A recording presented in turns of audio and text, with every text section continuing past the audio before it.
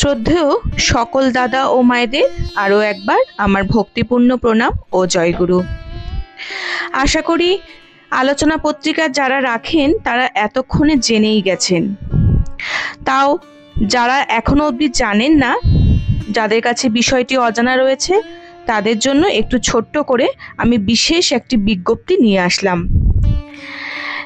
পরম পূজনীয় জগৎজননী লক্ষ্মী স্বরূপিণী শ্রী শ্রী বড়মার 132তম আবির্ভাব তিথি 6ই শ্রাবণ 22শে জুলাই, অর্থাৎ আগামীকাল 2025 মঙ্গলবার এটি কেন্দ্রীয়ভাবে উদযাপন হবে।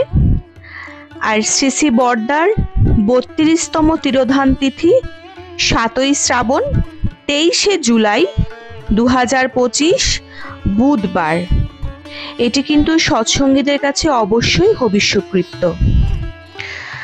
গত 12/7/2025 ঋত্বিক সম্মেলনে বিশেষ বিজ্ঞপ্তি অনুসারে 22শে জুলাই মঙ্গলবার ও 23শে জুলাই বুধবার স্থানীয়ভাবে অফলাইন ও অনলাইন সৎসঙ্গ মাতৃ সম্মেলন বিরাম থাকবে।